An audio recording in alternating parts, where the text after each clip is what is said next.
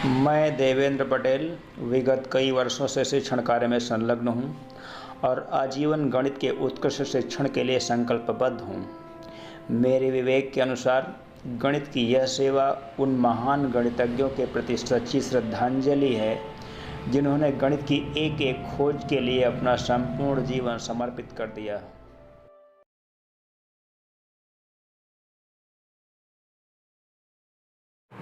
ध्यान दीजिए विद्यार्थियों, आज हम क्लास 11th टेक्नोमेट्री जो आपका तीसरा चैप्टर है उसका आज हम छठा पार्ट शुरू कर रहे हैं और एक्सरसाइज 3C के कुछ बचे हुए क्वेश्चंस पे डिस्कशन करने वाले हैं।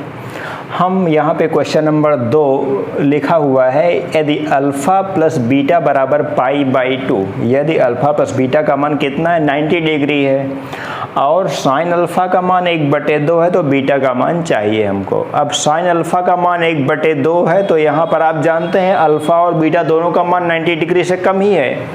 अब साइन में कितने डिग्री का मान ऐसा है जो कि 90 अंश से कम है और उसका मान 1/2 है, तो बिल्कुल आसान है ये। आप जानते हैं साइन 30 डिग्री का मान 1/2 होता है। लिख लूँगा, बिल्कुल आसान है। यहाँ अल्फ़ा बराबर π/6 यानी कि 30 डिग्री। अब तो इसी समीकरण में मान रख दिया जाए, बस बीटा का मान निकल जाएगा।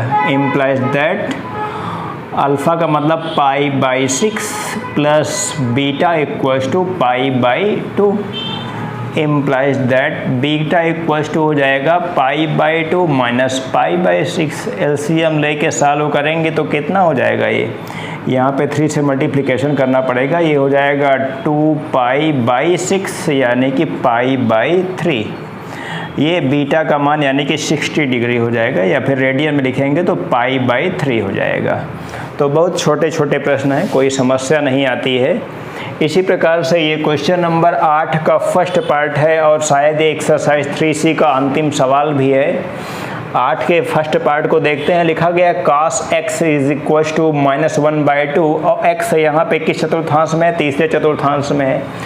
तीसरा चतुर्थांश का मतलब ये तीसरा चतुर्थांश यहाँ पे आता है और इस चतुर्थांश में आप जानते हैं कि यहाँ पे tan पॉजिटिव होता है, tan यहाँ पे पॉजिटिव होता है, बाकी साइन निगेटिव और यहाँ पे कॉस भी निगेटिव। तो कॉस तो दिया ही गया है, तो बाकी कहा गया है। अब यहाँ पे ध्यान देने वाली बात है कि अगर tan पॉजिटिव है तो tan का जो उल्टा होता है यानी कि tan का उल्टा काट होता है, काट भी पॉजिटिव होगा, बाकी सारे के सारे मान यहाँ पे निगेटिव होंगे।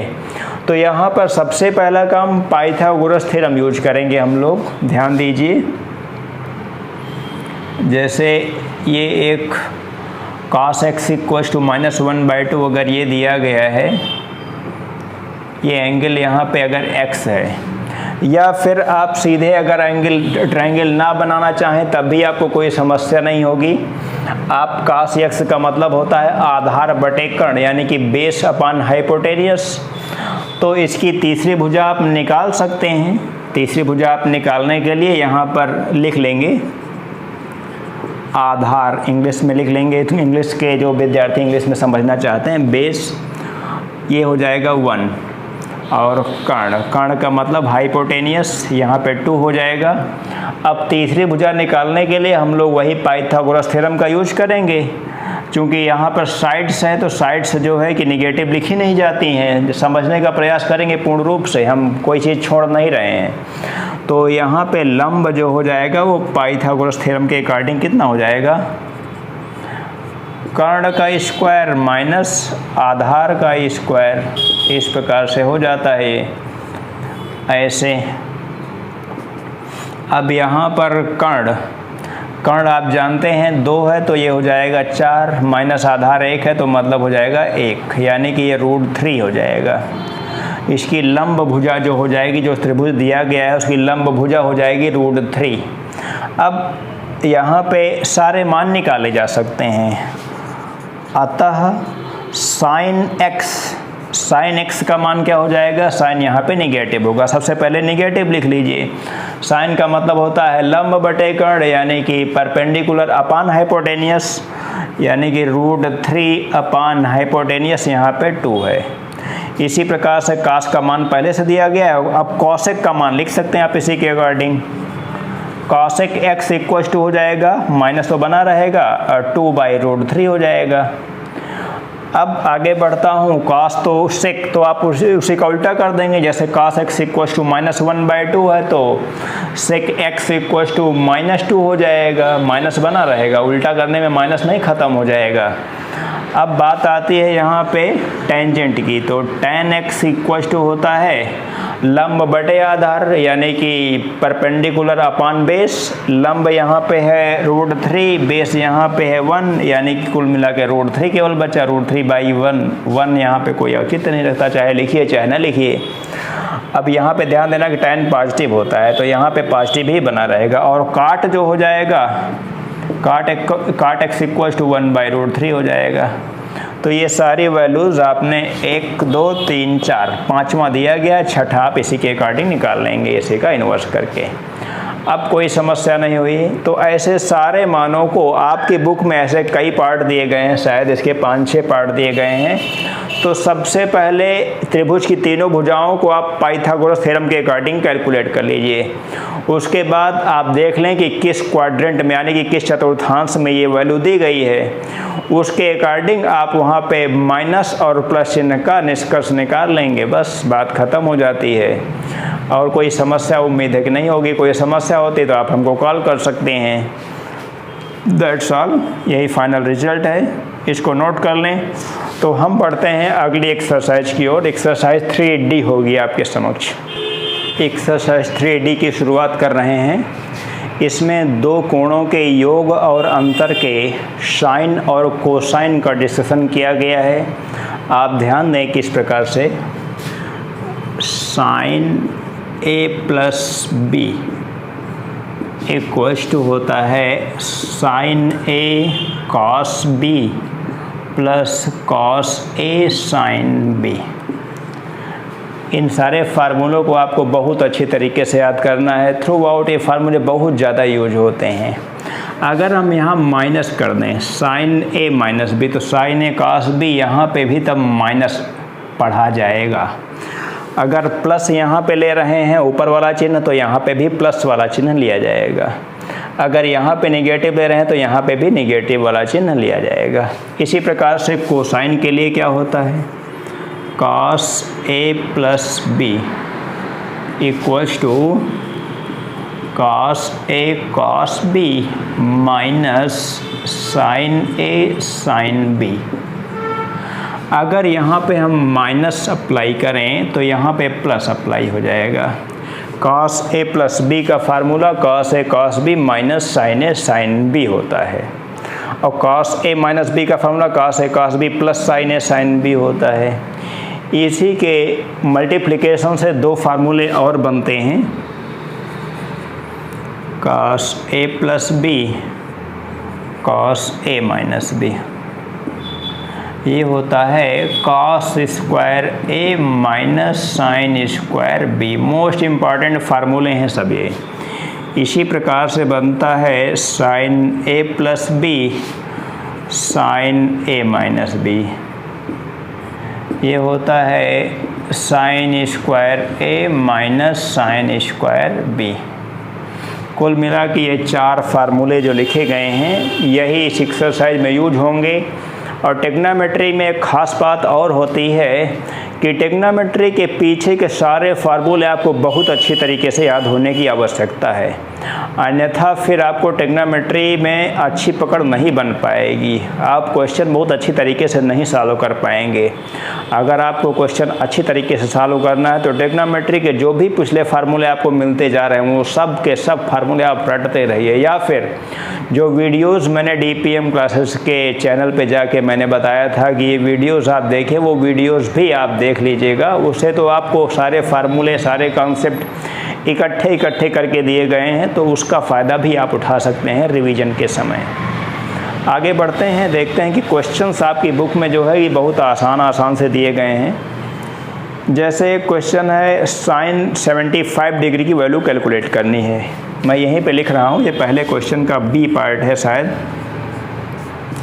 साइन 75 डिग्री, इसकी वैल्यू कैलकुलेट करनी है। और इसकी वैल्यू कैलकुलेट करने के लिए आप तो अभी तक इसका मान कुछ याद करने के लिए बताया नहीं गया था, केवल मुख्य मान ही आपको याद करने के लिए बताए गए थे। मुख्य मान का मतलब 0, 30, 45, 60, 90, केवल 5 वैल्यूज़ ही आपको याद करने के लिए बताई गई। इसके अलावा कोई वैल्यूज़ आपको याद करने के लिए नहीं बताई गई है। सारी वैल्यूज़ एक दूसरे से कैलकुलेट करके ही निकाली जाती हैं। जैसे अब 75 डिग्री आ गया तो 75 डिग्री को ऐसे सॉल्व करेंगे, आप ध्यान दें। इसको लिख सकते हैं साइन, ये हो जाएगा 30 + 45 डिग्री, यहाँ पे लगा दीजिए। साइन A + B, 30 + 45 75 हो ही जाएगा, आप देख ही रहे हैं। अब साइन A + B का फार्मूला यहाँ पे यूज कर लिया जाए। ये A है, ये B है। एक लाइन यहीं पे लिखे देता हूँ। साइन A + B का फार्मूला चूँकि आपके पास यहीं पे लिखा गया है तो ये यूज कर लीजिए। Sine A cos B plus cos A sine B, ये सारा डिग्री में है तो डिग्री का निशान यहाँ पे लगा दीजिए। अब कैलकुलेशन है तो कैलकुलेशन आप एक लाइन में यहीं पे लिख सकते हैं। साइन 30 का मान 1/2 होता है, cos 45 का मान 1/√2 होता है, प्लस cos 30 की वैल्यू √3/2 और साइन 45 की वैल्यू 1/√2। आगे मैं यहाँ लिख दे रहा हूँ, आप ध्यान दें। इक्वल्स टू ये हो जाएगा 1/2√2 इसका पहला पार्ट हो जाएगा, प्लस √3/2√2 इसका दूसरा पार्ट हो जाएगा। दोनों का आप देख रहे हैं डिनोमिनेटर समान है, यानी कि एलसीएम नहीं लेना पड़ेगा। सीधे सीधे √3 + 1/2√2, यही इसका रिजल्ट हो जाएगा। तो बिल्कुल आसान है साइन 75 की वैल्यू कैलकुलेट करना। आपका 75 की वैल्यू, tan 75 की वैल्यू सब इसी प्रकार से कैलकुलेट कर सकते हैं। और इसके अलावा जैसे अगर कहा जाए साइन 15 डिग्री की वैल्यू या फिर cos 15 डिग्री की वैल्यू, ये मैं अपनी ओर से बता रहा हूँ आपको। जैसे अगर कहा जाए cos 15 डिग्री की वैल्यू कैसे कैलकुलेट करेंगे, तो वही पुराना नियम, cos 45 - 30 इस प्रकार से हो गया। आप ध्यान दें 45 से 30 घटाएंगे तो 15 ही तो आएगा, लेकिन घटाना नहीं है आपको। यहाँ पे आपको फार्मूला यूज करना है, cos A - B cos A cos B plus sin A sin B।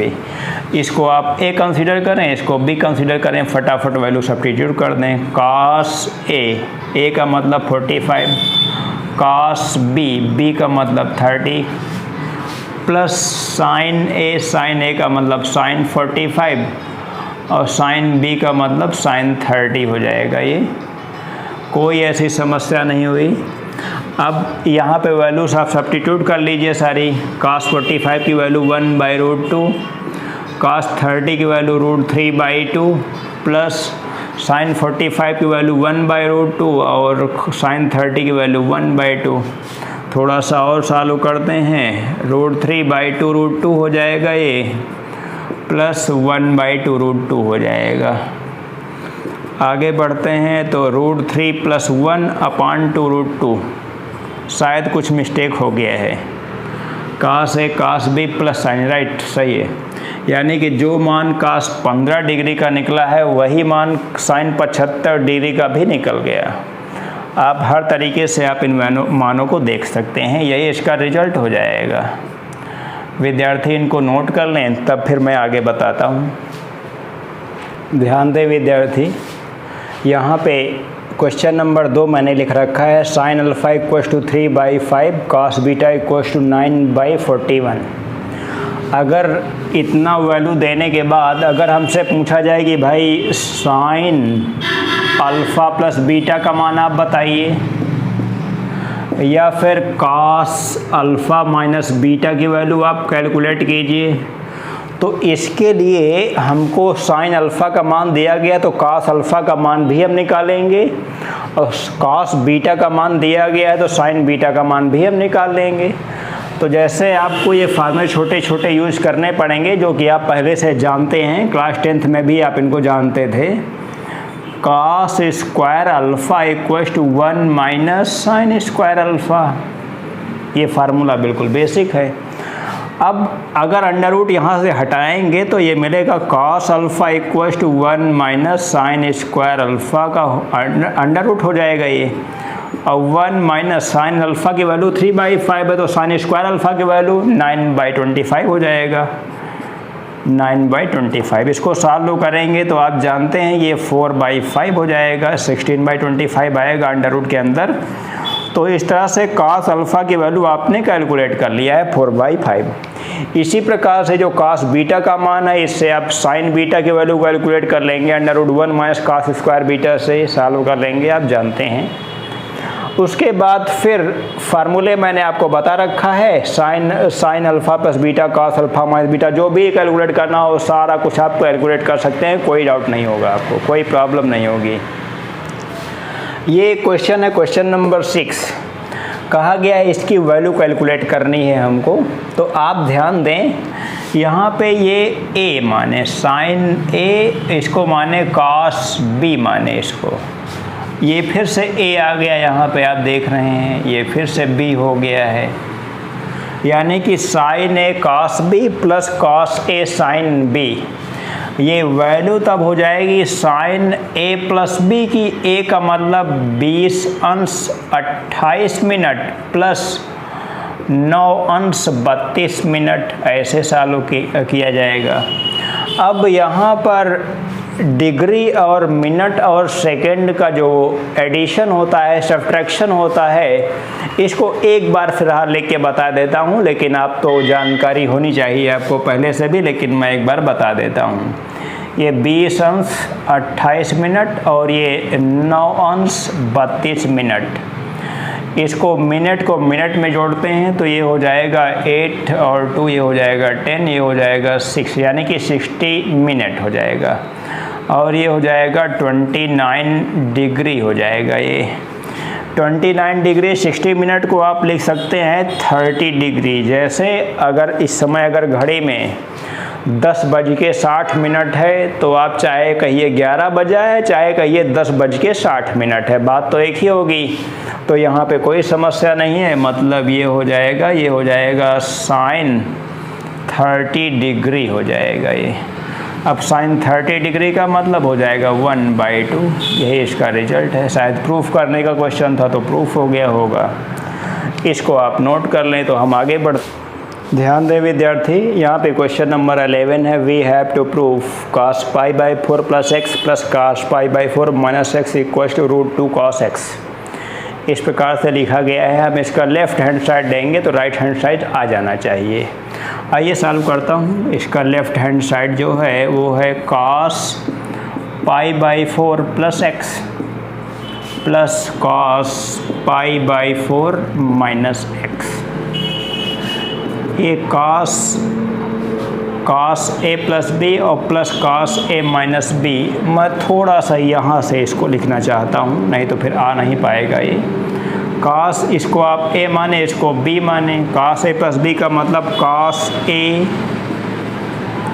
cos b minus sin a sin b, b का मतलब x plus cos a minus B का फार्मूला यहाँ पे फिर से अप्लाई करेंगे हम लोग। cos a माइनस बी का मतलब cos a cos b plus यहाँ पे लिखूँगा sin a sin b, sin b का मतलब sin x। आगे बढ़ें, सारी वैल्यूज़ को यहाँ पे सब्स्टिट्यूट करें। cos π/4 का मतलब 1/√2 इंटू cos x, तो यहाँ पे है ही माइनस साइन π/4 की वैल्यू 1/√2 और साइन x तो यहाँ पे लिखा रहेगा इस प्रकार से, प्लस cos π/4 की वैल्यू फिर से 1/√2 और cos x यहाँ पे मल्टीप्लिकेशन में है, प्लस साइन π/4 की वैल्यू 1/√2 और साइन x इस प्रकार से है। अब देखें कि ज़रा कुछ टर्म्स यहाँ पे कैंसिल्ड आउट हो जाते हैं। 1/√2 साइन x निगेटिव और पॉजिटिव दोनों कैंसिल्ड आउट हो गए। आगे बढ़ते हैं, यहाँ पे जो टर्म्स बचे हुए हैं उसमें से 1/√2 cos x अगर हम कॉमन ले लें तो 1 + 1 बचेगा ये, जोड़ना है दोनों टर्म्स को, आप कैसे जोड़ सकते हैं वो आपके ऊपर है। ये हो जाएगा 2/√2, 2 ये हो जाएगा, 2 ये यहाँ पे आ जाएगा, 2/√2 cos x हो जाएगा। इसी चीज़ को 2 को √2 × √2 लिखा जा सकता है। ये सब पहले से बातें बताई जा चुकी हैं आपको, यानी कि ये हो जाएगा √2 cos x। यही तो शायद राइट हैंड साइड आपका दिया गया है, equals to RHS hence proved. तो ऐसे छोटे छोटे प्रश्न बिल्कुल आसान तरीके से आप प्रूफ कर सकते हैं। एक क्वेश्चन नंबर 14 है इसी एक्सरसाइज 3D का, जो कि लास्ट क्वेश्चन होगा इसका। आप देखें, we have to prove sin² 75 - sin² 15 equal to sin 60। हम इसका लेफ्ट हैंड साइड लेके चलते हैं और देखते हैं sin 60 की वैल्यू होती है √3/2। देखते हैं √3/2 अगर आ जाए तो प्रूफ हो जाएगा। देखते हैं इसका left hand side equal to sin² 75 - sin² 15।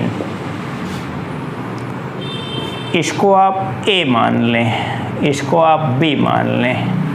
अभी थोड़ी देर पहले मैंने फार्मूला आपको बताया था sin A + B sin A - B की फार्मूला होता है sin² A - sin² B, यानी कि sin A + B का मतलब 75 + 15 इंटू sin A - B का मतलब 75 - 15।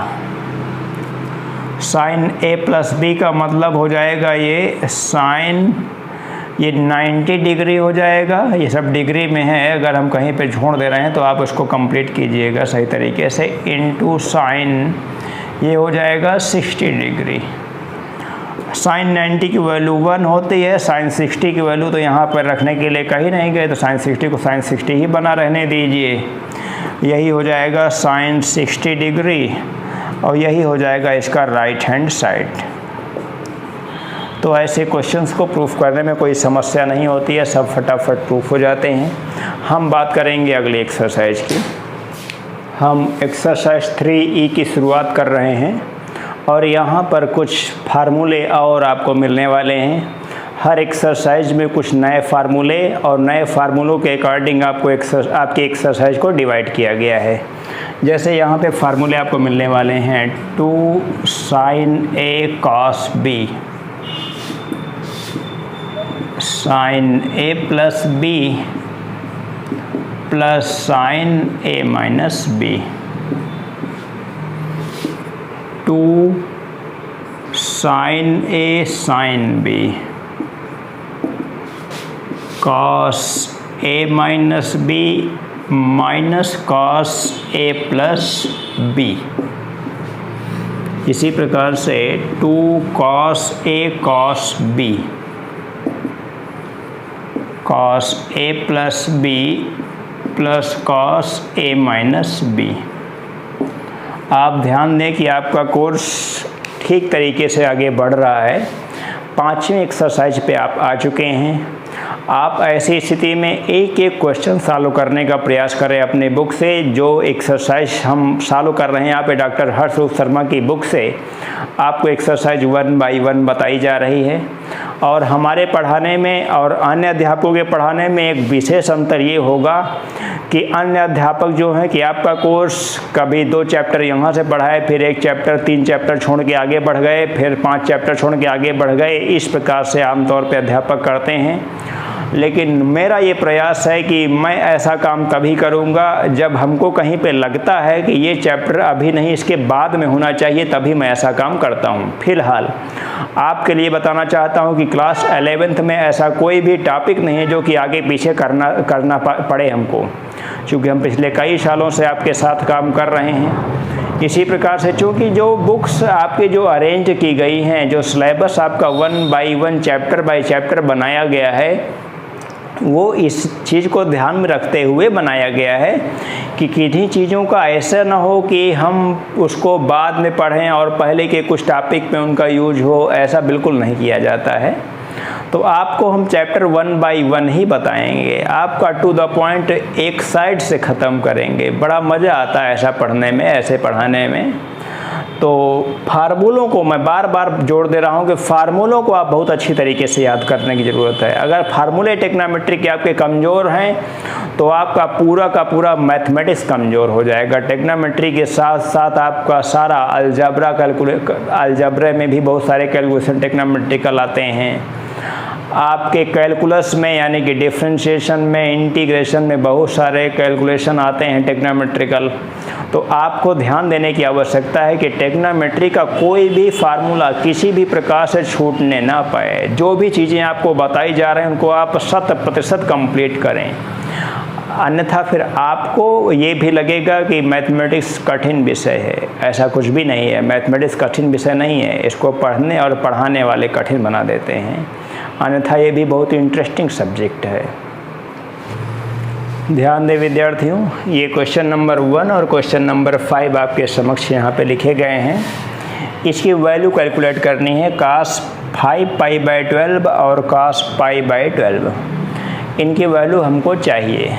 तो मैं देखता हूँ कि यहाँ पे π/12 की वैल्यू मतलब क्या होता है। आप सोचें, पाई का मतलब 180 होता है और इसको आप 12 से भाग दें तो कितना बचेगा? ये 15 डिग्री बच रहा है। आप चाहें तो इनको सीधे आप फिर 15 डिग्री cos 15 डिग्री का मान निकालना आपको बताया गया था और ये हो जाएगा 75 डिग्री। या फिर अगर आप इस प्रकार से 15 और 75 की वैल्यू कैलकुलेट ना करना चाहें तो इसके लिए आपको यहाँ पे करना पड़ेगा 2/2 करना पड़ेगा। आप ध्यान दें, ये 1/2 यहाँ पे हम बाहर ले लेते हैं और 2 sin A cos B, यहाँ पे cos π/12 है। इसको आप A माने, इसको आप B माने। तो 2 sin A cos B का फार्मूला आपके पास है। आप ध्यान दें, 1/2 तो यहाँ बना रहेगा। 2 sin A cos B का मतलब sin A plus B, A plus B का मतलब 5π/12 प्लस π/12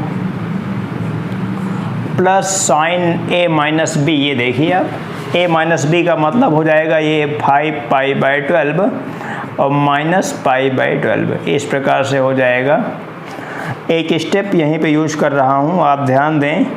ये हो जाएगा साइन, इनको अगर आप ऐड करेंगे तो 6π/12 यानी कि π/2 हो जाएगा ये, और प्लस साइन ये हो जाएगा 4π/12। 4π/12 का मतलब π/3। सारे मान आप कैलकुलेट कर सकते हैं। sin 90 की वैल्यू 1/1 होती है यानी कि 1/2 बाहर है। sin 90 का मतलब 1 प्लस, और sin 60 का मतलब होता है √3/2। इसको थोड़ा सा आप और अधिक चालू कर सकते हैं, वही आपका फाइनल रिजल्ट हो जाएगा। कोई समस्या नहीं होती ऐसे छोटे छोटे प्रश्नों में। आप बढ़ रहे हैं इधर क्वेश्चन नंबर 5 की ओर। क्वेश्चन नंबर 5 में cos 2θ cos θ/2 माइनस cos 3θ और cos 9θ/2 बराबर एक रिजल्ट प्रूफ करके देना है। वो रिजल्ट मैंने हालांकि यहाँ पे लिखा नहीं है, लेकिन आइए सॉल्व करता हूँ। इसका लेफ्ट हैंड साइड लेके मैं सॉल्व कर रहा हूँ। इसका लेफ्ट हैंड साइड ये 2 और 1/2 यहाँ पे मल्टीप्लिकेशन में ले लेते हैं। अब कोई दिक्कत तो है नहीं, 2 से गुणा 2 से भाग करने के लिए लेफ्ट हैंड साइड लिखने में यहाँ पे कोई समस्या नहीं है। फटाफट 2 cos A cos B का फार्मूला यहाँ भी, 2 cos A cos B का फार्मूला यहाँ भी यूज करते हैं। तो 1/2 बाहर बना रहेगा ये, और 2 cos A cos B का मतलब होता है ये फार्मूला देखिए, cos A plus B A plus B plus cos A minus B। आगे माइनस है तो माइनस लगाता हूँ। 2 cos A cos B फिर से है तो 2 cos A प्लस B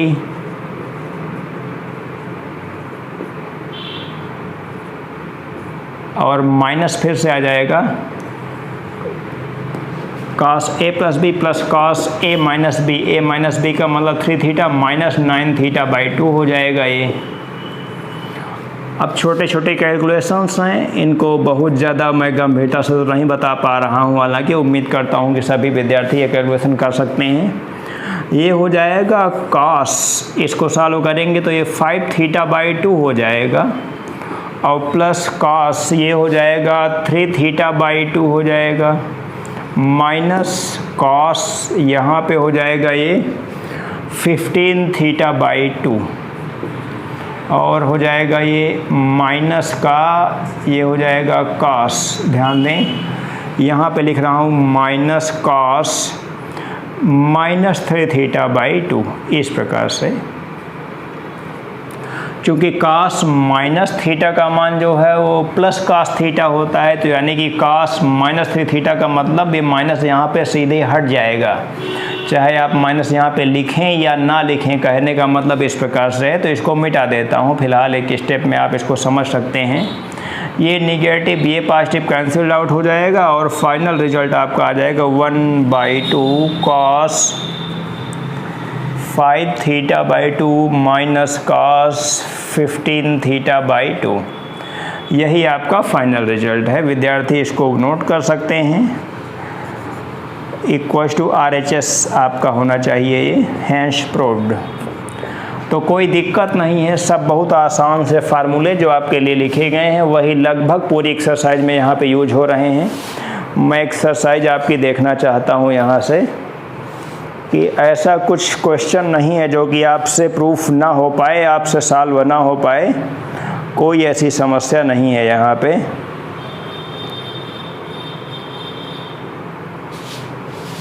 लेकिन एक चीज़ ध्यान देने वाली है कि अभी जो है कि ये आपको फाइनल रिजल्ट नहीं है। यहाँ से cos c minus cos d का फार्मूला यहाँ पे आपको यूज करना पड़ेगा। cos c minus cos d2 sin c plus d by 2 into sine d minus c by 2।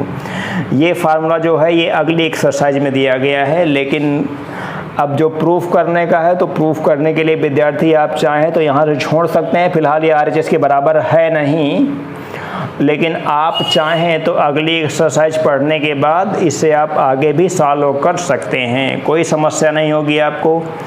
और मैं इसके बचे हुए क्वेश्चंस को अगले वीडियो में बता दूंगा।